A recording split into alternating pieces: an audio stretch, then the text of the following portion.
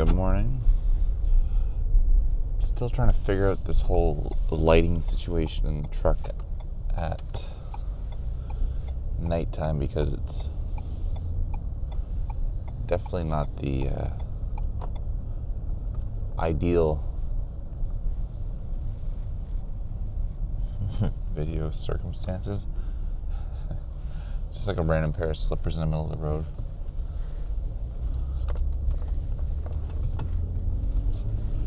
Somebody made a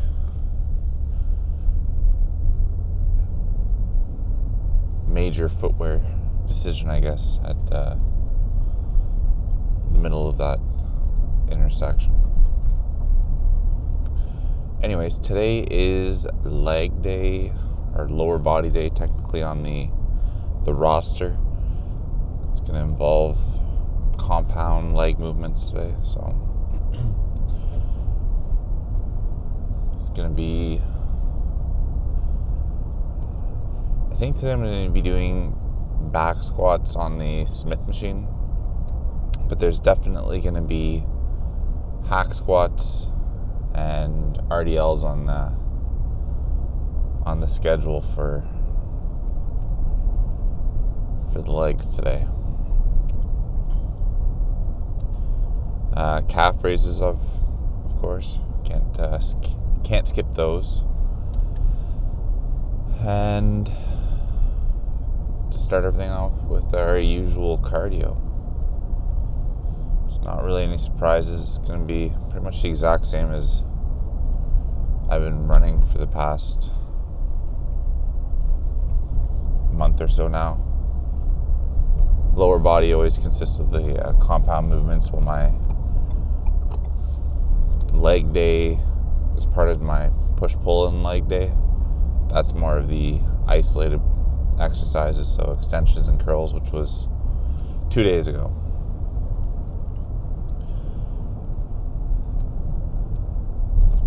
I put some more thought into my Thanksgiving predicament as far as the diet goes. And I think in the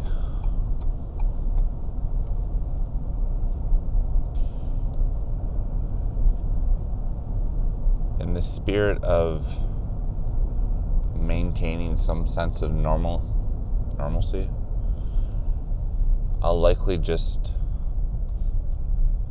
kind of scrap the day and amount it to a cheat day. I am going to try and be aware of what I'm eating, though, so I'm not going to be going completely off the deep end, but I'll likely track my protein consumption as best as I can, just so I have an idea if I'm at least hitting my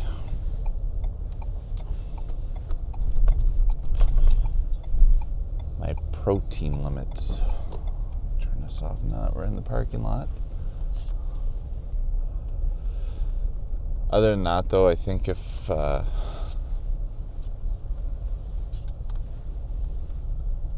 spend the whole day trying to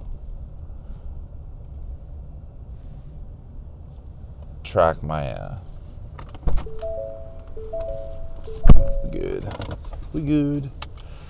track like carbs and everything, it's just going to be a long day. So I think I'm just going to bite that bullet and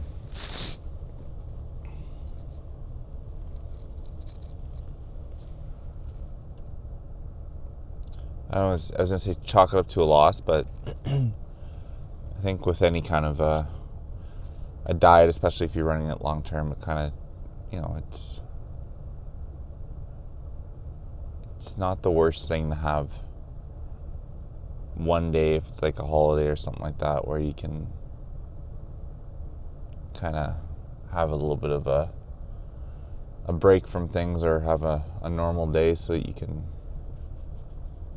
kind of reset. It's definitely important, though, to make sure you don't use it as an excuse to kind of start down the slippery spiral of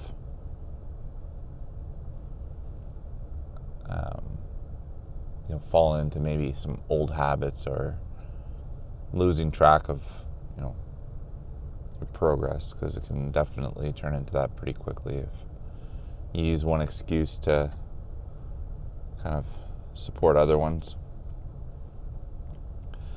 So one day cannot turn into 3, and that definitely is not going to turn into anything else. So I'm going to try and enjoy the time with my family, and then get back on track the next day when everything's open back up. What are we doing for time? Running a little bit behind on schedule, so I'm going to get in there, hit the cardio up, and I will catch you when we get back out to the truck.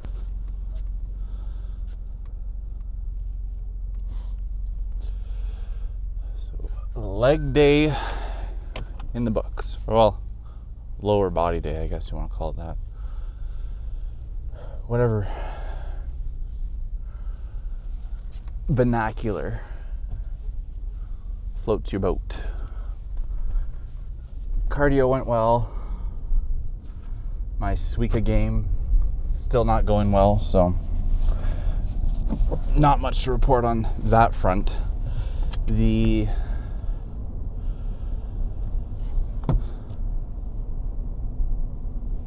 leg exercises we did today, so kind of what I had already mentioned on the way in.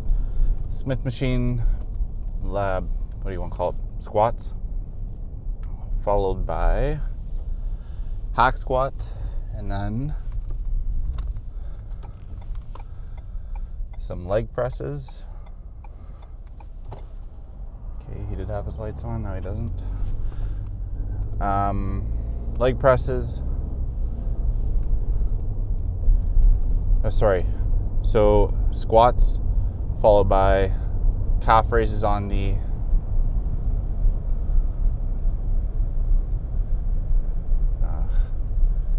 Smith machine.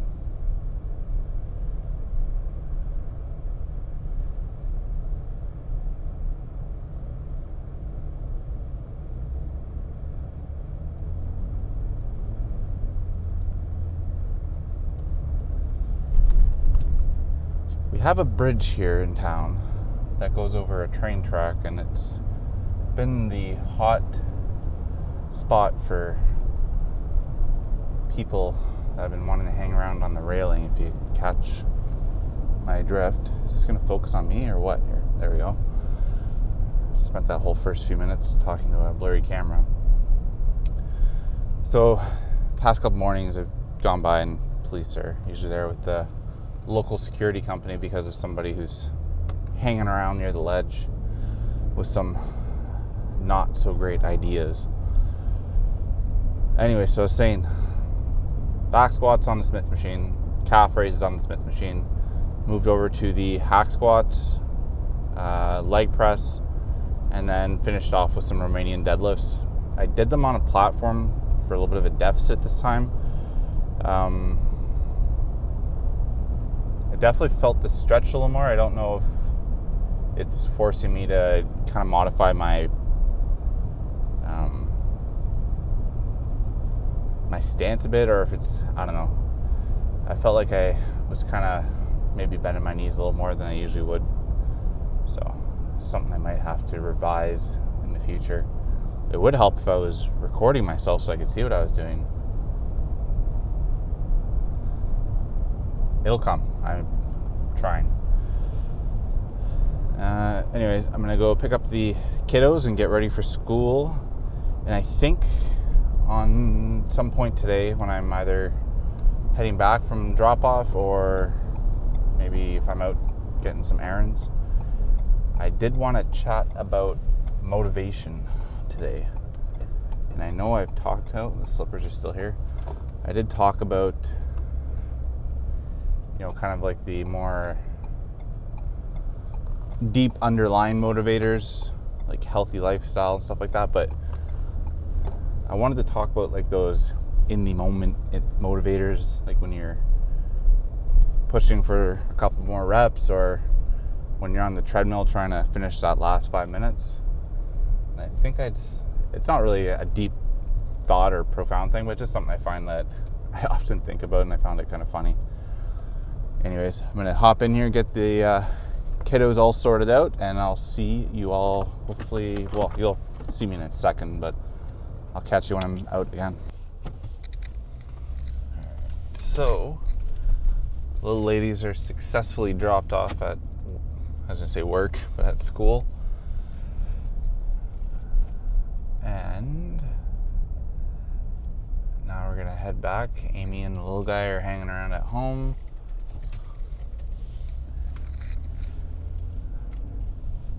And it pretty much gives us the day to maybe do some meal prep and get ready for the Thanksgiving weekend.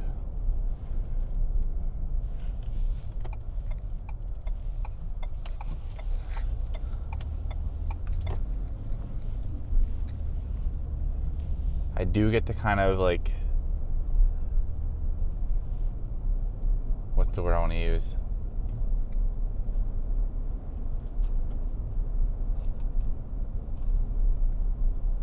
I get kind of bailed out with the holidays because my parents like to cook the meals, so we're going to make a couple things to bring up, and then they do most of the heavy lifting as far as the cooking, which makes it a pretty non-stressful thing. It's just gathering up the family and heading up.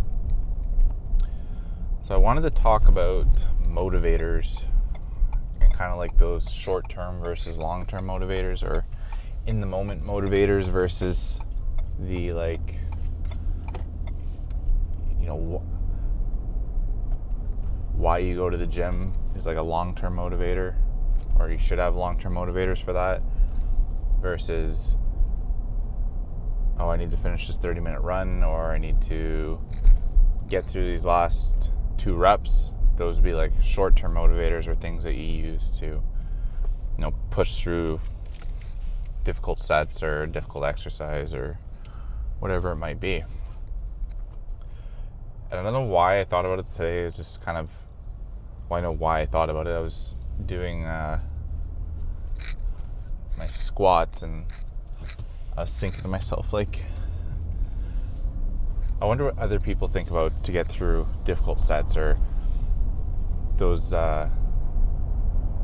exercises that they don't want to do. Because sometimes I think of them like, you know, I know a lot of people do like the self-talk thing, like they down-talk themselves, or they say like, yo, you can't do it, or, you know, you're a piece of crap and stuff like that. I don't know if everyone does that, but there's like the whole negative side of things. And I can't remember who it was. I think it was, I can't remember if it was Will Tennyson or Dr. Mike. One of them were talking about how attaining or being consistent with your goals, if you're striving towards something versus running away from a goal, if that makes sense, like running away from, I guess it can be the same thing, but it's like a mindset thing, right? If you're hoping to be a certain weight instead of like trying not to be a certain weight, the people who are striving towards a goal tend to be more successful than those that are just trying to not be what they're currently at. So there's that for like the long-term goals, but the self-talk thing, and for me it's always been and I don't know if it's just because like it's a healthcare thing, but I always like have like these mental scenarios in my head if I'm doing like a hard lift or a heavy lift or a difficult exercise. And it's, for me, it's like, you know, if you're on a call or you're, you know, on a car accident scene or something like that, and you're trying to help extricate somebody or get somebody out of a shitty situation, that, you know, you have to do that lift, you have to do this, or you have to, you know, finish these rows so you can pull that bag or lift whatever it's going to be. So I always kind of get these like mental scenarios in my head, and not that it becomes like an overly like emotional thing, but you get kind of like this drive of like, you know, it's like a do or die thing, but not always just about yourself. And, you know, I've had, you know, things like motivators for like my kids and stuff, or, you know, I want to do cardio because I want to be able to skate and play hockey and do soccer and stuff like that with my kids. So there's those kind of motivators, but then there's like I kind of chuckle because it's like the dark ones, right? Where you're like, you're a piece of crap, or you can't, you can't do this kind of thing, and it kind of pushes you through, almost like you're proving yourself wrong. And then there's the other ones where I'm saying where it's like a scenario based thing, and I don't know, like I said, if that's just like a first responder, like if firefighters or police have the same kind of a mindset, but I just kind of laughed when I was in the gym going through some of these sets, and I was looking around and like, do other people have the same rationale or mindset of pushing through these sets? If you have something that you do, or you think that this sounds insane, let me know. If it's something you do mentally kind of like use as a driver, then you could let me know too, so I'm not thinking I'm by myself here like some kind of a deranged person that's suffering from post-trauma stress or something like that. So I mean, for me, like, I don't really ever fixate on like old calls or nothing like that. It's usually just kind of like these make up random situations, and it doesn't even, I don't know, usually it's not even enough of a scenario to have like what the patient is or anything like that. It's just, you have to do this because you're trying to get somebody out of the woods or whatever it might be. Either way, I digress. I was just at the gym thinking about that, and I thought it was funny. And the other thing that I was kind of like thinking about at the gym too this morning, it was actually pretty busy. I was surprised how many people were there this morning, but was the like using, like, I know a lot of people use motivators as in, whether it be like fitness influencers or actors, things like that, to kind of say like, that's what I want to strive to be, professional athletes, things like that. But I found something that for me was a little bit, I don't say profound, but when I go to the gym and I see people that are there that are in really great shape too, I'm like, I always think to myself, like, I wonder what they do for their calf workout, or I wonder what they do for their shoulder workout, because their shoulders are huge. And I think that's kind of like a little bit almost more of a realistic, I feel like this thing's gonna fall, motivator, because these are people that go to the gym, you see them there all the time, and they're busting their ass off the same way you are. And for me, like, when I think of videos like this, or when I watch influencers on YouTube and stuff like that, those are the videos that really drive me to continue going to the gym or being consistent with cardio. And the big one that I think I've brought up before, but always kind of helped me through like the past 2 or 3 years, was Sam Sulik. With his his consistent uploads was a huge motivator for me to start getting back into the gym, because I was in a bit of a slump after the pandemic. So he started, I don't know, he must be 2 years, if not a little bit longer now, with his consistent uploads. So a year or two after pandemic, and that was like a big thing. I was getting back into forcing myself to do the cardio, got a membership, kind of all the good things. But it was just kind of like as a matter of a fact, or I don't know what the word would be, I think everyone knows, like, if anyone's watched any of his videos, they understand, like, it's just the factual kind of like laid back discussions about fitness, watch him do his workouts, and then that's usually enough to motivate me to say, this guy's able to do it, I should be able to do it too.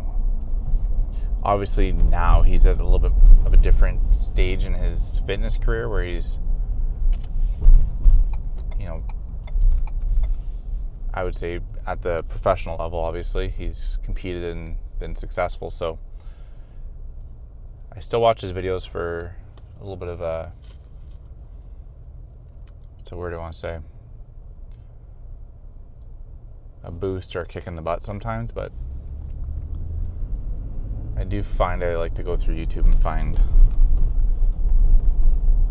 just random videos of people doing the same thing, busting their butts off and trying to be consistent. I find that's a huge motivator.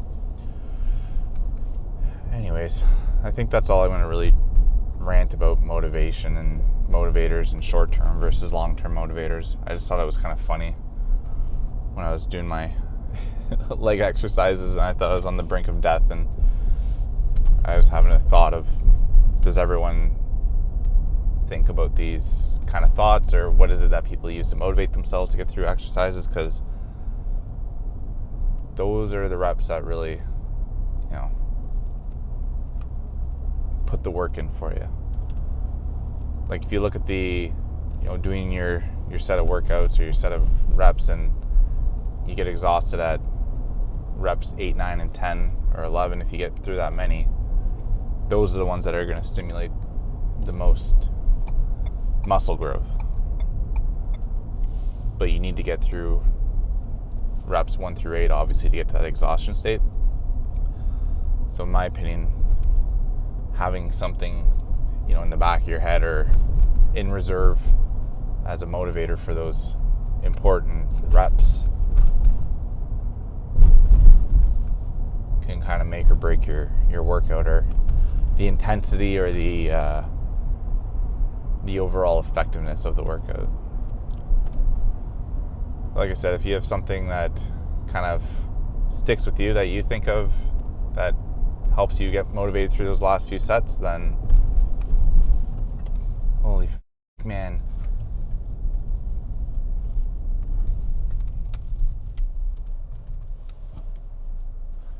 Anyways, we'll leave it there for that.